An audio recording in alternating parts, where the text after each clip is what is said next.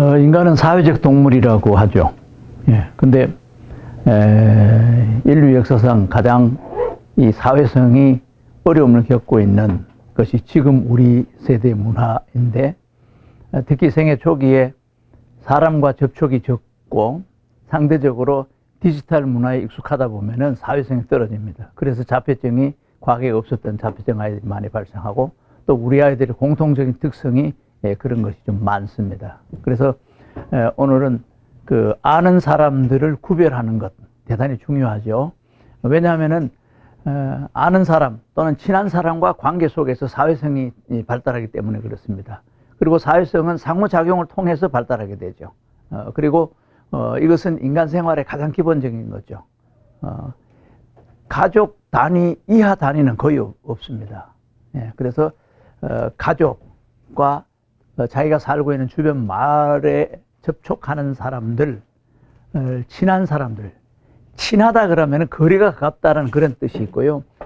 아는 사람이라고 하면은 자주 접촉해서 그 사람에 대한 뭔가를 좀 알고 있다. 이건 대단히 중요하거든요. 예, 그래서 아는 사람들을 구별하기, 또는 여기 나오는 친한 사람들 구별하는 것 대단히 중요합니다. 그래서 사람을 식별하는 것, 이것이 할아버지인지 아저씨인지 엄마인지 아빠인지 구별하는 것 대단히 중요한데, 텔레비에서 나오는 거는 그런 구별이 잘 안 돼요. 빨리빨리 지나가 버리기 때문에 그런 점이 있고요. 그래서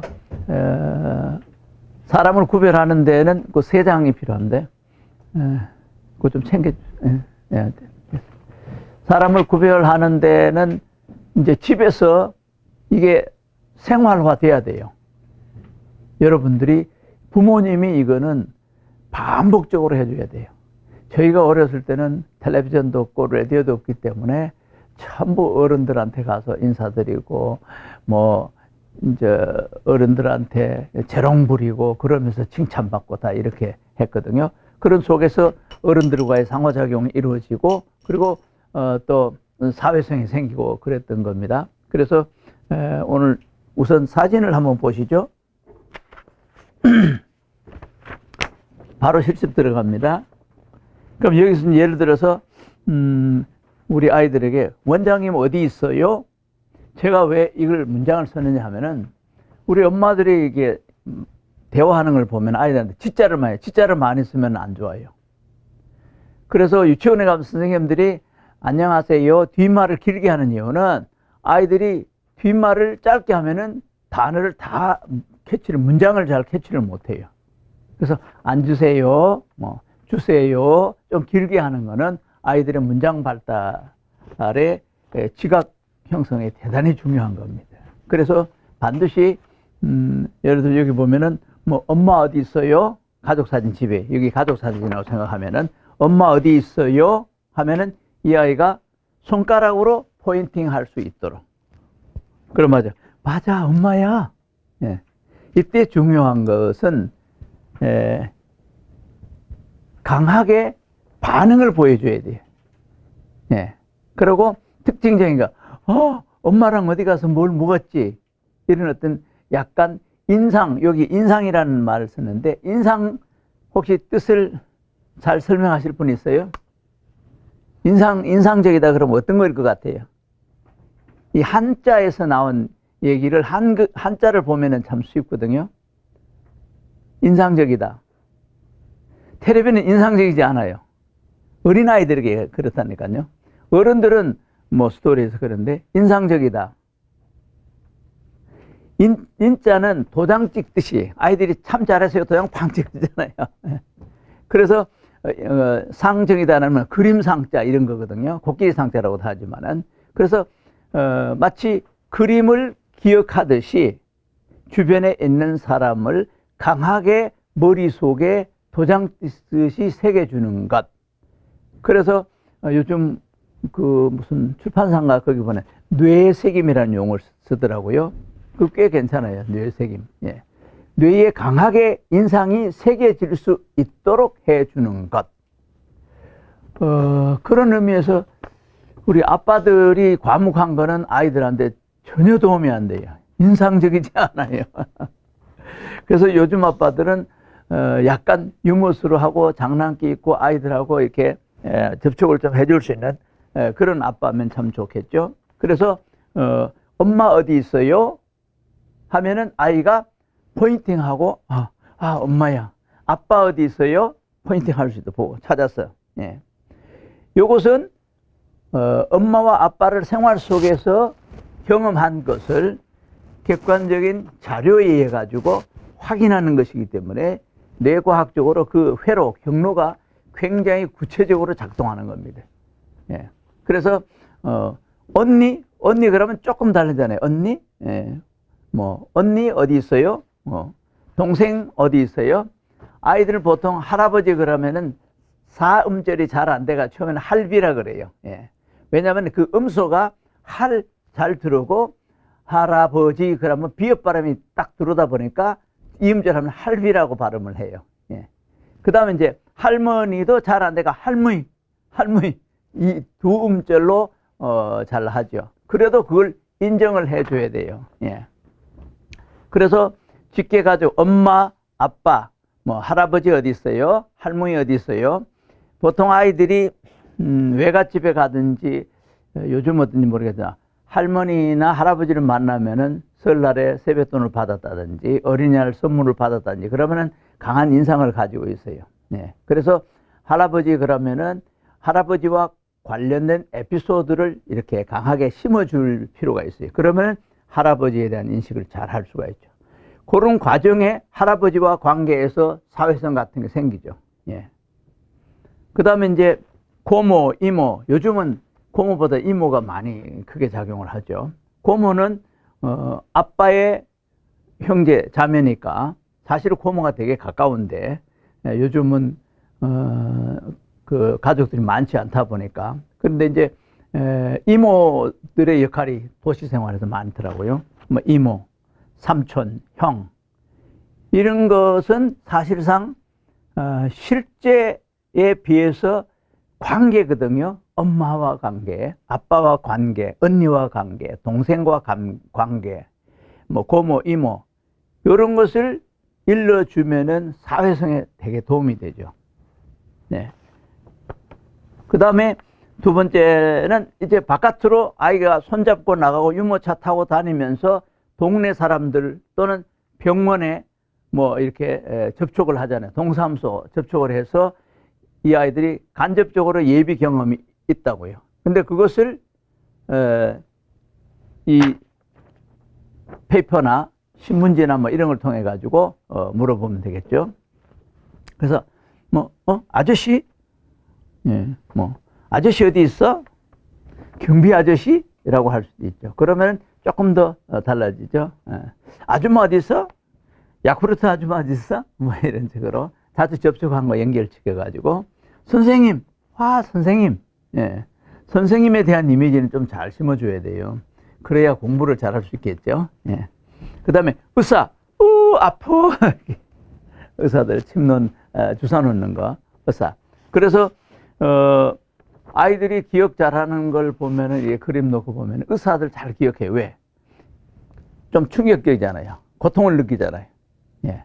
그래서 그다음에 간호사, 상대적으로 간호사는 보호해 주니까 친절하고 따뜻하고 그런 이미지가 다르거든요. 예, 간호사. 그다음에 경찰 와서 뭐 이렇게 긴장하는 그런 상황도 알아들을 수도 있지만은 좀 비교적 아이들이요, 좀 권위적이고 강압성이 있는 경찰에 대한 인식이 의외로 좀 높다 그래요. 네, 종합적으로. 그 다음에 똑같은 기능인데 119를 뭐라 그러죠? 119를 소방서. 여기는 조금 더 보호적으로 좀 더 친근한 그런 게 있을 수 있고, 운전사라든지, 그 다음에 사무원. 아나운서가 맞을 거예요. 아나운서가 아니고. 네. 매일 뉴스를 진행하는 그 아나운서. 네. 아나운서. 그 다음에 뭐 경비실 아저씨. 네. 이런 것을 평상시에 주변 사람들을 최소한 제가 한 20명 정도 썼는데 한 20명만 성심성의껏 잘 인식시켜줘도 아이의 사회성이 굉장히 발달할 수 있다. 그런가 하면은 언어도 이 언어는 자주 쓰는 용어이기 때문에 좋은 발달에도 좋고 매우 좋겠다. 그래 생각을 합니다. 그래서 먼저 뭐 선생님 어디 있어요? 유치원에서 사진을 찍어 왔다. 그러면은 뭐 형 동생들이 그런 사진들이 가족 사진도 있잖아요. 그걸 보고 어디 있어요? 할 때 반드시 손가락으로 포인팅하는 것이 굉장히 중요합니다. 손가락이 가는 곳에 주의력이 형성되기 때문에 그래요. 그래서 주의력 결핍 아이들은 포인팅하는 거 잘 못해요. 그래서 반드시 손가락으로 포인팅. 여기 아빠네. 아빠 회사에서 놀이터 뭐 공원에 갔으면은 아빠랑 동물원에 갔었지. 그러면은 이제 과거 시절에 돌아가가지고 회상하는 것. 그걸 리트리버를 그러는데 과거의 기억을 다시 찾아내는 거는 뇌의 장기 기억에 굉장히 중요한 거예요. 그래서 어디 있어요? 사진을 통해서 찾아내는 것 대단히 중요하고, 그 다음에는 누구야 하면은 이때 아이가 말을 해야죠. 예. 그래서 뭐 엄마, 동생, 뭐 삼촌 이게 말을 할 수 있도록. 그 다음에 손가락으로 지적하면서 말을 할 수 있다. 누구야 이렇게 이런 거는 이제 그래서 이제 찾아보세요. 요거는 조금 이제 지시어가 좀 포괄적이죠. 이걸 주고 이제 여기 아빠 한번 찾아보세요. 그러면 아빠 어디 있지? 사진 여러 가지가 있으면은 그럼 막 찾는 작업이 두뇌 발달에 참 좋죠. 찾는 걸 반복해서 찾으면 그것이 연구가 되는 거예요. 리서치가 돼요. 리서치. 예. 스터디는 약간 보편적인 것이지만 리서치 찾는 것 굉장히 중요하죠. 예. 그래서 찾아보세요. 엄마 찾아보세요. 그림 중에서 간호사를 찾아보세요. 경찰을 찾아보세요. 그래서 그 아이가 자기가 경험했던 거를 쭉 맞춰가지고 단서를 찾아가지고 여기 간호사 있다. 여기 의사 있다. 아파. 그러면 아이들이 자기가 경험했던 것을 다시 회상하면서 표현하면 되게 재미있어해요. 예, 그런 것. 그래서 이거를 이제 21세기 최고 과학자 분이 콜롬비아 대학에 있는 교수가 이걸 표시를 이렇게 했어요. 이거를. 자, 기본적으로 습관적으로 엄마 아빠 상대로 하고 뭐 동네에 나가고 사람 접하고 이렇게 하는 것은 부모님들이 다 알겠거니 하는 습관화된 거는 이 글루타메이트라는 이런 신경 전달 물질이 발생을 합니다. 하는데 반응이 기본적으로는 이렇게 나오는데 우리 아이들은 이런 게 잘 안 돼요. 예. 너무 습관화돼 가지고 그냥 아는 것 같기도 하고 모르는 것 같기도 하고 그렇잖아요. 실제로 그런 경우는 여기 습관화는 반응이 없어요. 뇌 안에서 반응이 없어요. 그래서 학습이 단계적으로 발달이 안 돼요. 일반 아이들은 일반적으로 기본적인 거는 이 글루타메트가 작용을 하고 이런 반응이 있기 때문에 뭐 어디 가고 이래 하면은 일반적으로 질문도 하고 해서 금방 학습이 되는데 우리 아이들은 일반적인 방법으로는 안 돼요. 그러면은 보통 생활 속에 외우다시피 해버리는 거는 이렇게 평범하게 작동을 못 해요. 그거는 이제 편도체라는 게 있는데 이게 위험한지 무서운 건지 재밌는 건지 요거를 식별하는 편도체가 거의 쉬고 있는 상태예요. 거의 마비되어 있는 상태예요. 작동이 안 돼요. 그래서 습관화는 안 좋은 것이다. 우리 아이들에게 습관화된 거는. 이제 그 다음에는 이제 민감화를 시켜야 되는데 이제 수업할 때도 보면 선생님들이 이랬을 때 아이들이 막 잡담하고 아직 수업 처음 시작할 때 보면은 주의가 모아질 때 야 여기 봐라 책상 봐 이렇게 하면은 자극을 주어서 감각을 좀 이렇게 주의를 모으잖아요. 그렇듯이 그런 과정에 단기 민감하다. 옛날에는 선생님 회초리 하나 탁 들면 딱 긴장하죠. 그래서 아이들에게 각성을 시키고 이런 것을 할 때도 충격 자극이 들어가면은 보편적인 글루타메이트의 신경 전달을 할 때에 세로토닌이라는 게 하나가 더 겹쳐지기 때문에 다시 반응을 하게 된다. 예.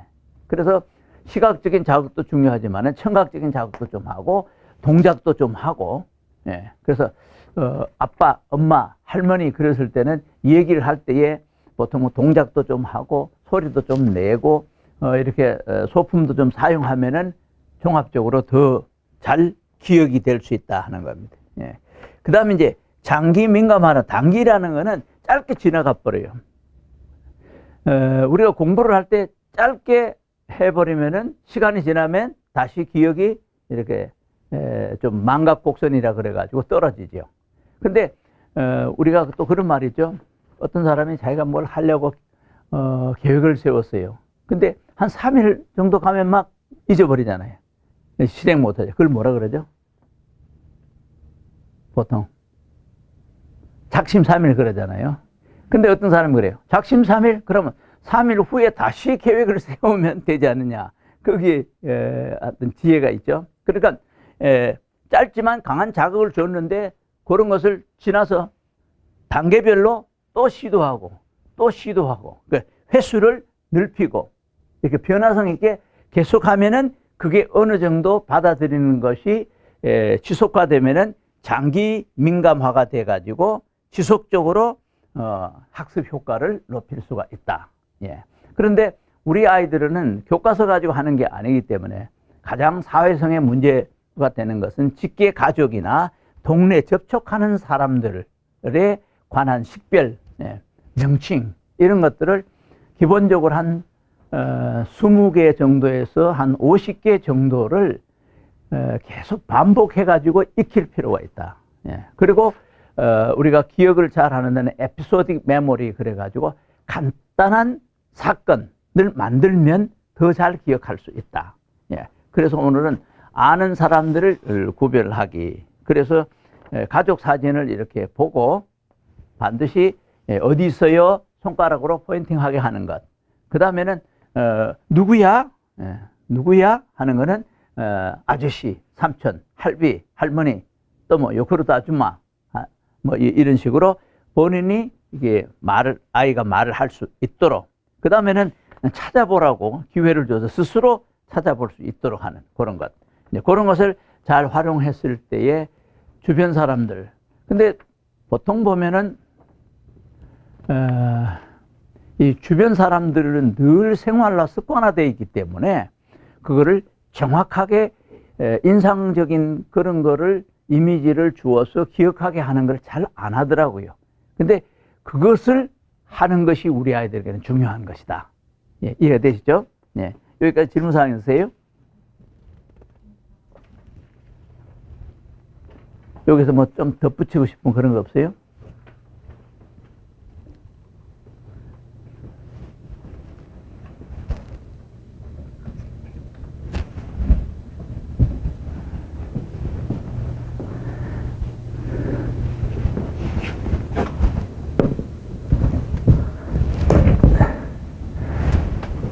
우리 인체에 뉴런이라는 게 있는데 뉴런이 작은 뉴런이 모래알 같은 것이 연결되어서 언어를 만들고 언어가 단어가 되고 문장이 되고 문장이 문단을 이루고 문단이 스토리를 이루고 그래서 우리가 생각이 깊어져 가는 거예요. 예.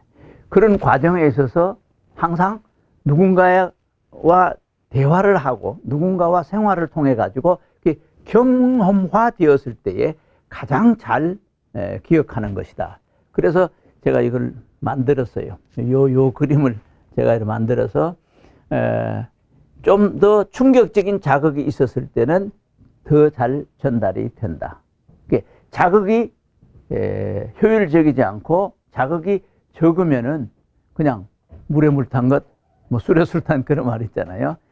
그래서 중요한 것은 효과적인 자극을 우리 부모님들이 좀 잘 해주면은 우리 아이들의 이 각성도를 높여가지고 적어도 한 20명 정도 주변 사람들을 아이들이 정확하게 기억을 하면 저는 우리 우리 손자 예일이 예감이 오면 반드시 물어봅니다.